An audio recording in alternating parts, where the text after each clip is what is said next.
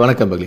நேற்று இரவு ஒரு 7:30 மணிக்கு காஞ்சிபுரம் பஸ் நிலையமே ரொம்ப பரபரப்பாக இருக்குது. காரணம் என்னன்னா, வேலைக்கு சென்று விட்டு எல்லாருமே வீடு திரும்புவதற்காக பஸ்ஸை பிடிப்பதற்காக அங்கும் இங்குமே ஓடிக்கிட்டு இருக்காங்க.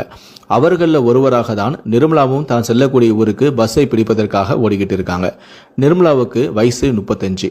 இவங்க காஞ்சிபுரம் ஆஸ்பத்திரியில் கிட்டத்தட்ட அரசு ஆஸ்பத்திரியில் கிட்டத்தட்ட 9 ஆண்டுகளாக நர்ஸாக, அதாவது செவிலியராக வேலை செஞ்சுட்டு வராங்க.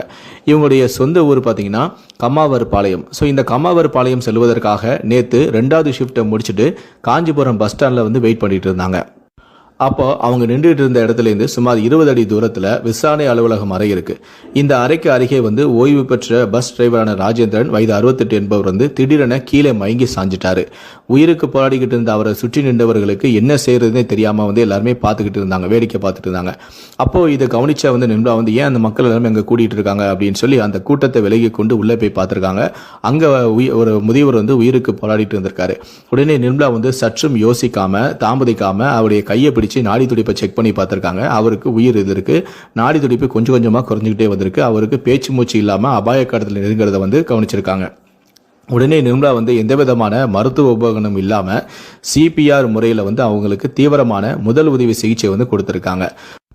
கிட்டத்தட்ட நிர்மலா ஒரு 10 நிமிஷம் அவருக்கு முதலுதவி சிகிச்சை கொடுத்துருக்காங்க. அவங்க சிகிச்சை கொடுத்த கொஞ்ச நேரத்திலே அந்த முதியவருக்கு சுயநலவு திரும்பிச்சிருக்கு.